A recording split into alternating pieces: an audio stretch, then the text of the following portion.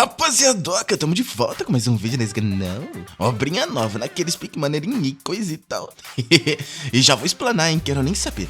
Vanitas, você é acomodado com a bruxaria, maluco. Eu já tava terminando de digitar essa obra quando aparece esse ser esquisito pedindo pela obra do Monte Ruá. Isso não faz nem sentido, cara. Sei lá, deu calafriozinho até no furico. Mas vamos pensar pelo lado positivo, isso deve ser um sinal de que vocês vão se amarrar nessa obrinha. Então, sem mais enrolação, bora de Manhuá. O céu estava completamente vermelho, e com a visão turva ele se mantinha de cabeça baixa. Consegue retomar um pouco de fôlego até perceber que tudo parece extremamente vermelho. A única coisa que permanece nesse lugar agora é a morte. Sem saber por que motivo foi necessário tanto derramamento de sangue, olhando em volta observe todos da seita no chão, seus companheiros, seus seguidores e até os seguidores dos seus companheiros. Se mordendo de raiva sem força pra lutar, sabe que todos estão mortos. Mais de 20 seitas diferentes, incluindo as 10 grandes seitas. A última unidade militar composta pelas elites das seitas. Esse confronto com o Shuma resultou apenas em aniquilação completa. E de quem seria a culpa por tudo isso? A causa é aquele homem, o diabo enviado dos céus do grupo diabólico, que transformou o mundo inteiro em um derramamento de sangue. O líder da seita do demônio, Shuma, o demônio celestial. Aquele ser diz que é uma pena. O rapaz ajoelhado usa o que sobrou de força pra ficar de pé, chegando a cuspir sangue. O Shuma diz que se ao menos ele conseguisse sair daqui com vida, poderia se gabar da glória de ter o matado pelo resto da vida. Mas parece que isso é o mais longe que o garoto e ele podem ir. Ele manda aquele cara calar a boca, que continua falando que é claro que ele tem o direito de se orgulhar de si mesmo. Mesmo tendo contado com a ajuda de muitas pessoas, sua espada acabou alcançando no final. Em seu nome, Shuma, ele reconhece a esgrima do garoto. Ele agarra a espada cravada no seu ombro e arranca do lugar. O ser continua elogiando a esgrima do jovem do Monte Ruá como a mais refinada de todo esse mundo, mas ele tá de saco cheio daquelas palavras, avançando pra cima da criatura. Com um olhar baixo e tranquilo, diz que é uma pena. Se ele tivesse apenas mais um dia, teria sido capaz de realmente se tornar um homem condizente com o nome Shuma. Mas isso também é o seu destino, mandando que o discípulo da seita do Monte Ruá se lembre que isso não é o fim, o diabo vai voltar. E quando isso acontecer, o mundo será dominado pelos demônios, e ninguém vai conseguir parar nenhum deles. O discípulo alcança a torre de corpos e corta o pescoço da criatura, que voa em câmera lenta, rolando de cima da pilha. Parado no topo, ele sabe que a guerra finalmente acabou, sentindo que essa é uma morte inevitável que se aproxima, sem saber o que acontecerá agora com a seita do Monte Ruá. Todos os membros perderam suas vidas nesse lugar, e os seguidores tiveram o mesmo destino. Os únicos que sobraram são as crianças. Tudo o que eles fizeram hoje, será que realmente teve algum significado? Se ele fosse um pouco mais dedicado aos treinos, talvez pudesse ter salvo ao menos uma vida. Isso tudo é sem sentido. Repetindo novamente a mesma frase, ele desaba na pilha junto de tudo que era importante pra ele. Em algum momento, uma flor de ameixa sempre murcha no chão quando cai dos galhos. Adeus, Monte Ruá. Então é dito que o 13º discípulo da grande seita do Monte Ruá, um dos 3 grandes espadachins santos da espada da flor de ameixa, Shumyung, depois de matar Shuma, que trouxe destruição e desordem para o mundo, ele deu o seu último suspiro no topo da montanha da sede do demônio celestial. Esse pequeno momento da história foi o único legado que ele deixou para trás nesse mundo. As pétalas que ressoam livres são trazidas pelo vento até o berço de uma criança. Os velhos o seguram no colo. O tempo passa rápido e dentro das muralhas algumas crianças treinam esgrima. No meio delas tá o Shumyung, tomando uma bronca logo cedo. Um instrutor chama ele de pirralho, enquanto pensa que essa vida tá passando diante dos seus olhos. O instrutor diz que ele é praticante de ética antes mesmo de um artista marcial, então deve saber que a força sem ética só pode ser considerado violência. O garoto tava cansado disso, mesmo sendo um discípulo da seita do Monte Ruá, não conseguia seguir os ensinamentos da seita. Ele vivia recebendo uma atenção desnecessária, mas na verdade ele era um mero novato da seita do Monte Ruá, se perguntando do porquê de não ter percebido naquela época. Ele tinha tudo naquele lugar. Um homem pergunta se ele se arrepende do seu passado. A resposta para esse homem chamado Zheng é sim. Ele se arrepende do seu passado. Ele com certeza se arrepende do seu passado. Se ele fosse mais dedicado em seguir os ensinamentos da seita, se ele pudesse ficar só um pouco mais forte que seja, então poderia ter mudado esse final terrível. O Zheng diz que não há necessidade de se arrepender. A seita vai continuar. Não importa o que aconteça, a seita da montanha florida continuará a existir. Quando de repente a visão muda pra um moleque tomando uma mocada na cabeça, rolando um alvoroço naquela casinha velha. Ele não entende o que tá acontecendo e tem certeza que morreu naquela hora. O garoto manda ele parar de falar dormindo, chamando ele de vagabundo. Todo mundo já foi pedir esmola, então ele deve ter muita coragem de ficar aí dormindo até uma hora dessas. O prota não tá entendendo bulhufas. Esse pirralho na frente dele tá tentando ameaçá-lo, é isso? Então só manda sair fora. Ele não tá entendendo direito o que tá acontecendo, pedindo pra, por favor, abaixar esse bambu aí. O garoto começa a rir do nada, então diz que é o Shunmeon, um dos santos da espada da flor de ameixa. Ele é alguém que até o chefe de uma seita trataria com respeito e ainda assim esse pirralho tá vindo pra cacetar ele. Então vai ensinar uma lição. Como primeiro passo, vai bloquear o ataque, até perceber que tá com o bracinho reduzido. E graças a isso não vai ter plano nenhum. A paulada tá vindo a 100 por hora enquanto ele encara o bracinho curtinho. E com esse graveto não vai dar pra bloquear esse ataque. Ele chama o prota de desgraçado, espancando o garoto. E como ele ainda não entendeu, tá de boa. Só vai certificar de que ele nunca se esqueça a partir de hoje. E uma boa surra vai resolver isso. O narigudo fica só de fora vendo essa coça que ele tá tomando, enquanto o prota grita pra ser poupado. Mais tarde fica todo esbagaçado lembrando da surra, porque ele nunca tinha sido derrotado assim antes, mesmo na seita do Monte Ruá. Mas de qualquer forma, quem é essa criança no reflexo da água? E que diabos tá acontecendo com ele? Pensando que isso deve ser a reencarnação de que tanto falam no budismo. E se soubesse disso antes, teria entrado no templo Shaolin ao invés da seita do Monte Ruá. Outro garoto chama por ele e pergunta se ele tá bem, falando que o Wang Shu é sempre assim, mas hoje ele exagerou. Ele aponta o dedo e manda esperar aí. Primeiro ele quer fazer 2 perguntas. O garoto fica sem entender o porquê isso do nada. Então pergunta se ele é um mendigo. O garoto fala que isso é meio óbvio, né? É só olhar pro que ele tá vestindo. O Shunmeon fica desacreditado que é isso mesmo, mas entende. Então vai fazer a segunda pergunta e quer saber se ele conhece Shunma. Ele achou que o garoto tava ruim da cabeça pra alguém que foi espancado, mas parece que não tá só mal, tá péssimo. O Shunmeon manda ele responder. E sim, ele sabe quem é Shunma. Esse é o líder dos adoradores do Tinhoso que morreram 100 anos atrás. O prota nem acredita no que ele disse. Como assim 100 anos? Então fazem 100 anos desde que Shunma morreu? Querendo saber se ele tá mesmo falando a verdade. E diz que mentir pra ele não o beneficiaria em nada. Então solta o garoto. E começa a achar isso uma loucura. Eles não poderiam ter feito ele reencarnar logo depois que morreu? Isso é quase como se ele tivesse sido deixado sozinho nesse mundo, se perguntando como as coisas deram tão errado. Então se assim a seita do Monte Ruá, o que aconteceu com a seita da Montanha Florida? Ele quer saber que seita é essa, o que deixa o prota desolado. Então pergunta se o garoto é um mendigo. Fala que sim, igual todo mundo ali. Então isso significa que ele faz parte do sindicato dos mendigos, mas não conhece a seita do Monte Ruá? Uma das 10 grandes seitas, assim como a União dos Mendigos? Perguntando de novo se ele conhece. O garoto acha isso uma bobagem, querendo saber se ele tá se ouvindo. Existe sim as 10 melhores seitas, mas não existe essa coisa de seita do Monte Ruá nas 10 grandes, enquanto fala o nome de todas elas. Isso não faz sentido, como a seita do Monte Ruá não tá dentro das 10 grandes seitas. O Shunmeon volta agarrando o coitado, achando impossível que logo a seita da Ilha do Sul, aqueles caipiras de uma ilha no interior, viraram uma das 10 grandes, e logo a seita do Monte Ruá não tá fazendo mais parte? O garoto pensa um pouco e lembra, achando que ouviu sobre a existência dessa seita no mapa da província de Shanxi. O prota quer ouvir tudo que ele sabe, e responde que não sabe nada dessa seita fazendo parte das 10 grandes. Dá uma pensadinha e fala que até onde sabe, essa seita já caiu há muito tempo. Isso deixa o prota em choque. Como a seita que foi uma das 3 mais proeminentes do mundo, junto do templo xamã e da família real do norte, caiu assim? Ele larga o garoto que toma um tombo no chão, se recusando a acreditar. Ele precisa checar com seus próprios olhos e avisa que tá indo pro Monte Ruá. Ele diz que não iria se fosse o garoto, caso contrário vai apanhar de novo. Deveria apenas ir mendigar junto dele. Ele manda calar a boca, que vai perguntar mais umas coisinhas. Então é pra responder tudo. Primeiramente, esse corpo. Qual é o nome desse garoto? Ele diz que não faz nem sentido, porque um mendigo teria um nome. Talvez seja Sho-san ou Sho-san. Então agora pergunta a idade. Então vem de novo, falando que ele é um mendigo, rapaz. Ninguém sabe não. Tudo bem. Agora quer saber o nome do moleque que bateu nele. O outro acha bem esquisito que ele não lembra de nada mesmo. E diz que o seu nome é Kushio. E o cara que bateu nele se chama Kupal.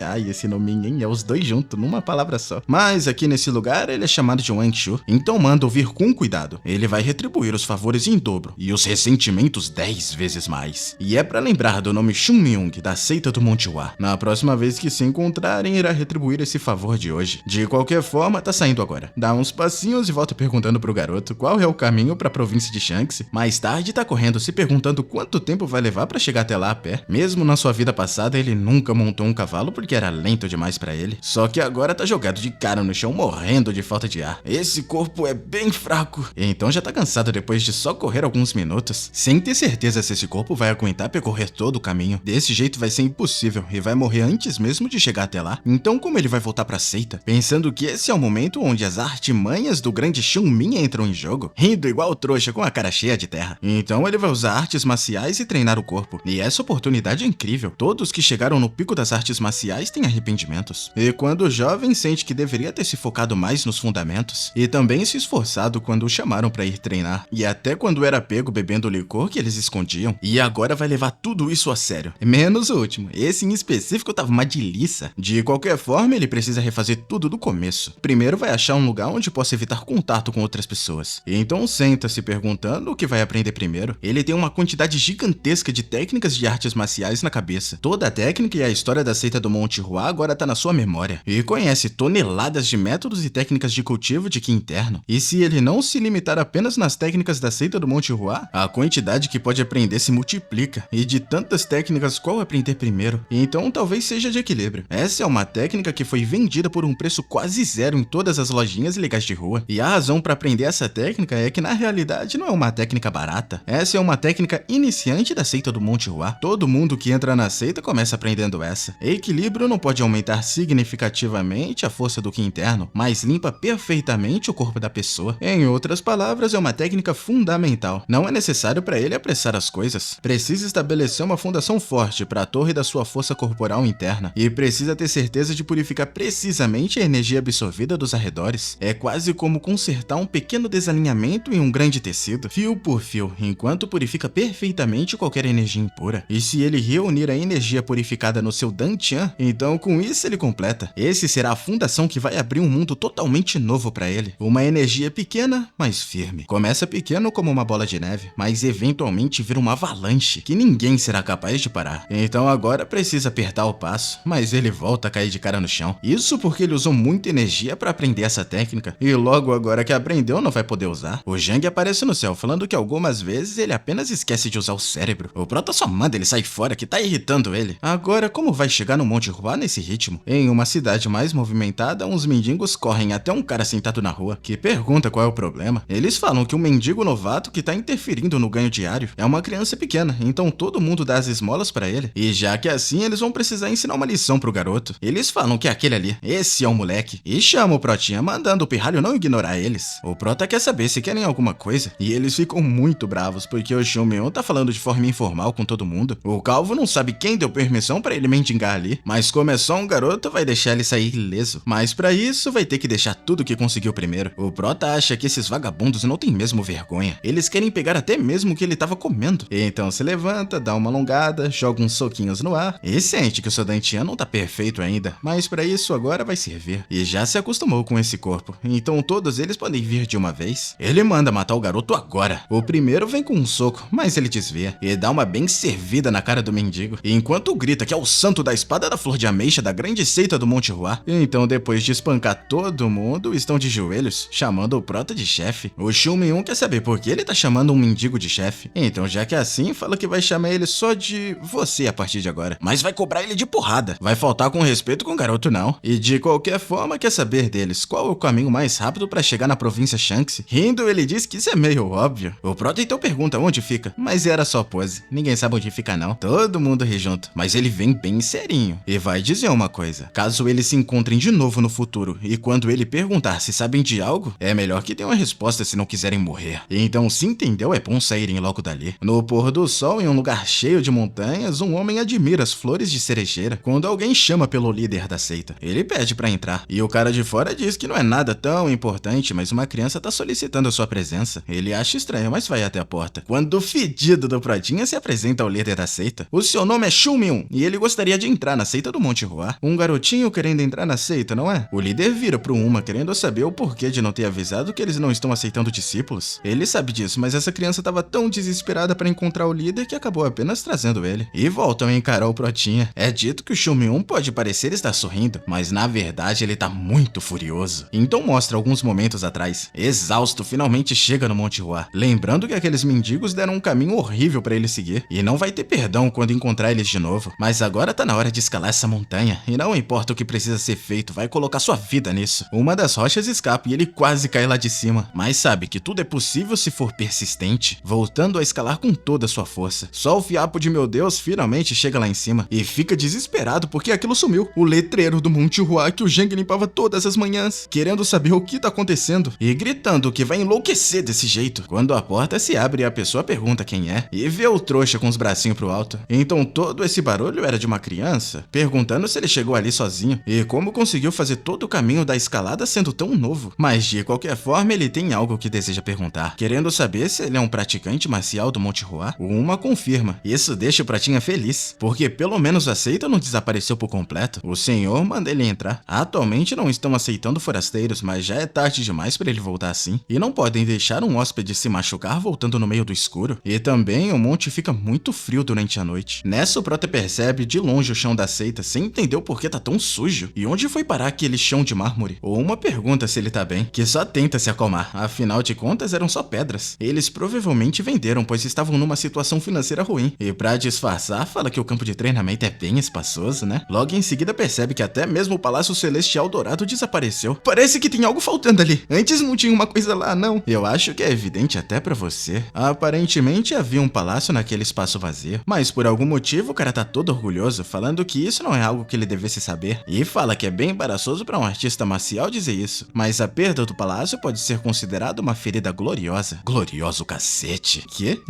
Nada não. Então pede pra vir com ele, porque tem algo que precisam fazer. O Prota sente que é compreensível. Não é como se a culpa fosse deles. Provavelmente passaram pelas piores coisas tentando impedir que a seita desaparecesse. Esse é o Templo de Wan, do Monte Hua. É uma seita de artes marciais, portanto os hóspedes têm seus próprios deveres. E pede pra ir em frente e prestar seus respeitos aos ancestrais da seita. E de novo tem coisa faltando. Tem muita coisa faltando, na verdade. O castiçal dourado que foi concedido ao ancestral Daitong pelo próprio imperador não tá ali. Nem o pergaminho escrito à mão pelo ancestral. As decorações folheadas a ouro e todas as pinturas que preenchiam a sala inteira. Sem acreditar que até isso, ele sai procurando igual um louco uma flor. O Uma não tá entendendo nada do que ele tá fazendo. Então vira falando que tinha uma flor aqui. E onde isso foi parar? Confuso não sabe como ele tem conhecimento disso. Começa a pensar e lembra que havia uma flor de ameixa feita de um estranho metal branco. Sim, essa mesmo. Onde ela foi parar? Nós vendemos. Não acharam nenhum uso pra ela. E aquilo realmente não se encaixava com o templo. E também tinham problemas em decidir o que fazer com ela. Mas com sorte encontraram o mercador que queria muito comprar. Então a venderam por um bom preço. E isso foi demais pro Prota que se joga de joelhos. Lembrando do Zhang e dizendo que a seita do Monte Hua já era. A flor de ameixa branca da fragrância noturna. Os dois artefatos sagrados da seita junto com a espada divina da violeta do amanhecer. Pode não ser tão destacado quanto o ouro, nem tão brilhante quanto o prata. Na verdade é bem modesto. É dito que esse artefato sagrado mantém um espírito justo do Monte Hua. E esses imbecis venderam! Ele precisa arrumar isso o mais rápido possível, antes que façam ainda mais bagunça nesse lugar. Eu peço com clemência, deixe-me conhecer o líder. Eu desejo entrar na seita do Monte Hua. Com isso dito, voltamos à programação normal. Então quer dizer que ele quer entrar na seita? O Prota diz que é isso sim, de fato. E nem acredita que vai deixar ele entrar tão fácil. Mas já tem um cenário todo preparado. Ele só precisa usar o nome do Shung Jin, que acabou desaparecido no meio de uma guerra. Esse cara caiu de uma colina. E um lenhador que estava passando por perto o achou e cuidou de suas feridas. Mesmo que Shung Jin não conseguisse se mover, logo após isso, para agradecer o lenhador, ensinou técnicas do Monte Hua, o tratando como seu discípulo. Então o Protinha seria tipo um descendente do lenhador. E a melhor parte desse cenário é que teria uma posição bem alta na seita. Se o lenhador é o seu avô, tecnicamente sua posição seria do mesmo nível do líder da seita. De todo modo, é isso, tá perfeito. Eles só precisam ir em frente e perguntar o motivo. Mas o líder só aceita de cara, deixando os dois sem reação. O Shumryun grita, como assim? Foi rápido demais! O líder avisa que se ele realmente deseja entrar na seita, então vai permitir. O Uma pensou que o líder tinha dito que não iria mais aceitar outros discípulos, mas balança a cabeça, falando que mudou de ideia. Parece que esse é o destino, afinal de contas. O Prota acha isso uma desgraça. Ele deveria ter mais suspeitas com estranhos antes de começar a aceitar dentro da seita. O líder diz que não importa o motivo dessa criança, ele veio procurando a seita do Monte Hua. Então fala uma dessas frases complicadas típicas deles. Eles não mandam embora um passarinho que busca refúgio da chuva, e ao invés disso distribuem comida para os animais que necessitam durante o inverno. E como poderiam negar uma criança que deseja entrar tão desesperadamente na seita? E diz pro Uma providenciar um lugar para ele ficar e preparar a cerimônia de entrada. O Shumryun nem acredita, mas não tem como tentar mudar as coisas agora. E, infelizmente a posição dentro da seita caiu drasticamente. Depois de trocar de roupa e se limpar, achei engraçado que um santo usaria roupas de discípulo de terceiro rank. De qualquer modo, não sabe o que lugar é esse. Ele lembra de um lugar assim que era usado como sala de hóspedes, mas é estranho pensar que originalmente a seita do Monte Hua não tinha salas privadas. Aqueles que eram recentemente adeptos do Monte Hua tinham que formar um contrato de ligação com o seu professor e precisavam permanecer na sala de seus professores. Então isso significa que tem pessoas ficando nas salas do lado. Alguém pergunta quem tá ali e ele fecha a porta com tudo. Chega um doido querendo saber quem é ele pra ficar bisbilhotando o quarto dos outros, achando até que é algum tipo de ladrão. O pessoal quer saber qual o problema agora e fala pro veterano que esse pirralho tava bisbilhotando o seu quarto. Um cara manda eles fazerem silêncio, que ainda é hora do treinamento, e até mesmo agora estão fazendo tumulto. Eles pedem desculpas ao mestre, então olha pro Prota que se apresenta pra ele e diz que ele deve ser o recém-chegado no dormitório da Ameixa Branca, já que tá tarde, deve descansar por hoje e ter certeza de participar do treinamento a partir de amanhã, e todos os outros é pra voltarem lá pra baixo. O Cicatriz olha pro Prota e chama por ele, avisando que vai lidar com isso mais tarde e terá certeza de ensinar uma lição pra ele. O Shu Min-un fica só olhando todo mundo embora e pensando que precisa manter a calma. Eles são os seus fofos sucessores da seita e vai com certeza dar a eles sua devida atenção, mesmo que o seu jeito seja um pouco diferente dos outros. Mas aí o problema é deles. O Cicatriz manda tirar logo. O Prota entende nada. Como assim tirar o quê? Ele manda não se fazer de desentendido. É pra tirar tudo que tá vestindo. Esse é o jeito de homens ficarem mais próximos. Ixi, que papinho, hein? Acabei de sair de uma obra sus pra outra pior.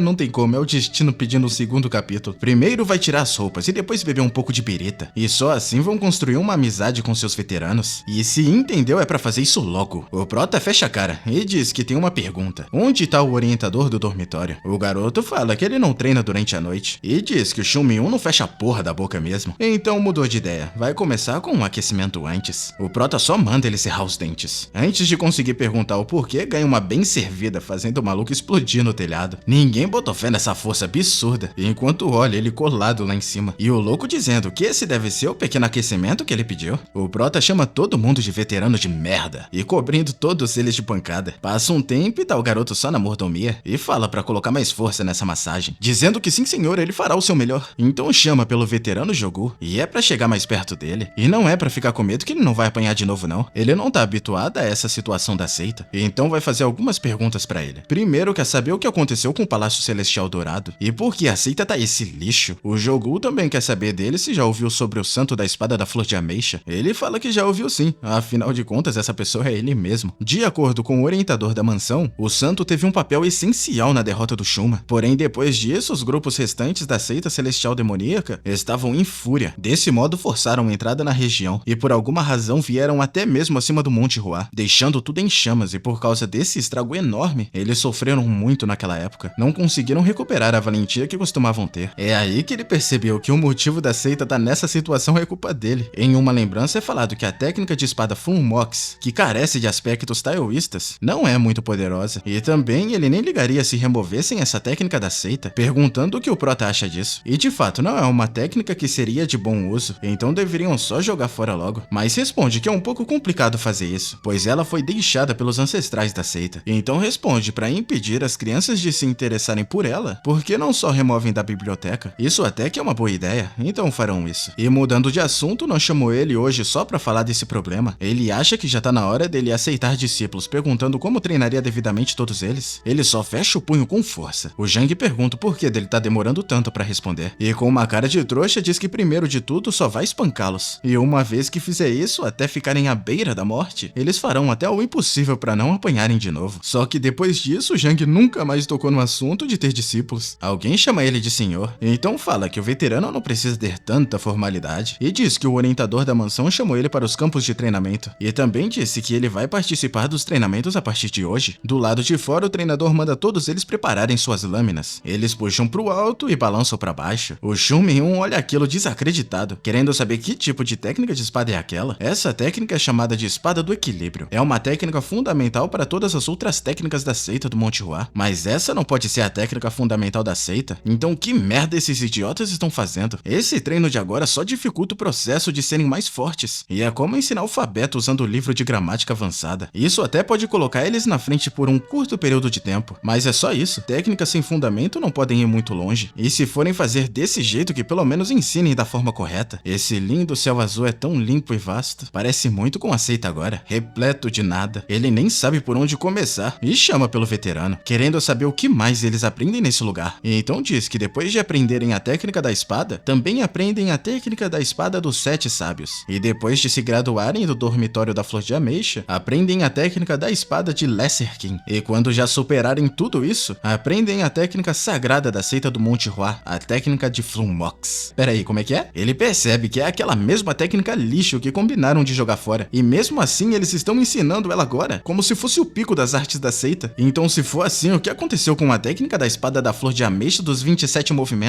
O treinador quer saber quem é o discípulo que não para de falar. E é pra ir até ele imediatamente. Durante a noite, no dormitório, o Prota chama pelo Jogu, mandando parar de ser formal e ir logo. O Prota quer pedir um favor pra ele. É pra falar pra todo mundo comparecer na frente do dormitório às 5 da manhã. E é pra preparar as coisas que ele vai listar. E também trazer 5 pessoas desse tipo. E quer saber se tá tudo bem mesmo trazer esses? Você por acaso tá achando que não consegue? Mas fala que não é problema, pode contar com ele. O Shun Myung diz que gosta do seu entusiasmo, então pode ir agora. No atual estado da seita, eles não têm físico, técnica e nem talento. Portanto, não seria de espanto se a seita se colapsasse de um dia pro outro. Dentre os 3, o único que ele tem controle é o talento. A atual terceira geração de discípulos não parecem nada demais. Porém, é dito que uma jornada de 1000 quilômetros sempre tem que começar pelo primeiro passo. E educar esses veteranos sem futuro vai ser o seu primeiro. No outro dia, bem cedo, realmente tá todo mundo esperando do lado de fora, sem saber que tipo de novato faz seus veteranos de gato e sapato quando quiser, querendo saber qual é a opinião de todo mundo, mas ficam em silêncio. E esse aí não devia estar no dormitório quando tudo tinha acontecido pra estar agindo assim. O Prota fala que ele é esse tal novato que ele tanto fala. Todo mundo fica de olho no anãozinho rebaixado. Sim, você tá fazendo seus veteranos ter que acordar 5 da manhã? Qual é o seu problema? Ai meu Deus, esses veteranos. Peço perdão, eu tava errado em meu julgamento com os veteranos. E como um pedido de desculpas, por que não conversamos um pouquinho dentro do dormitório? E não só ele, o Prota chama quase todo mundo pra dentro do dormitório e fecha a porta. O pessoal que sobrou fica pensativo até notarem o edifício do dormitório balançando. Segundos depois, sai todo mundo correndo pelas suas vidas e se colocam em posição na mesma hora. Muito bem, vamos ser mais silenciosos, ou senão acabaremos acordando o grande Sasuke. E agora, todas as manhãs nesse mesmo horário, estaremos treinando juntos. O tempo vai passando até o sol começar a nascer, entrando pela janela do Sasuke. Ele fica sem entender o porquê de ninguém estar ali pra cumprimentá-lo pela manhã e pensa que eles devem estar assim depois de fazer aquele rito de passagem ficando sem roupa e bebendo saquê. E então sai pela porta pensando que dessa vez vai dar uma lição adequada neles. Mas quando chega no campo de treinamento, olha todo mundo exausto chamando pela mamãe, enquanto pedem socorro. O Sasuke não sabe por que estão nesse estado tão ruim. Ele manda um dos discípulos responder o que tá acontecendo, e então percebe que eles estão hesitando em contar pra ele, e por qual motivo estariam fazendo isso na sua frente. Até o Jogu tá nessa, sem falar daquele novato. O Shun Myung não perde tempo, fazendo agachamento com 2 rochas enormes. O couro tá comendo, mas ele não quer parar, passando de 10.000 repetições. E finalmente percebe o Sasuke olhando pra ele, que só tá pensando que o Shun Myung chegou ao ponto de suas pernas não pararem de tremer só por estar de pé. E então se vira mandando trazerem água agora mesmo. O Shun Myung fala que não precisava se preocupar, mas ele não recusa e começa a beber. O Sasuke diz que agora que ele saciou a sua sede, então é pra dizer o que tá acontecendo nesse lugar. Ele fala que não foi nada demais, é só um pequeno exercício matinal que decidiram fazer a partir de hoje. E como era o primeiro dia, acha que todos se empolgaram demais. Então fica pensativo se realmente foi só empolgação. Atrás deles eles estão negando e pedindo socorro em silêncio. O Prota dá só uma encarada e todo mundo para. Então o Sasuke percebe tudo isso. Todos estão com medo dessa criança. Eles se autoproclamam discípulos da seita do Monte Hua e mesmo assim ficam assustados por causa de um novato. Ele deveria dar uma bronca nesse garoto. Como ousa? O dormitório da Flor de Ameixa tem suas próprias regras estabelecidas. Quem disse que poderia sacrificar o tempo de sono pra treinar?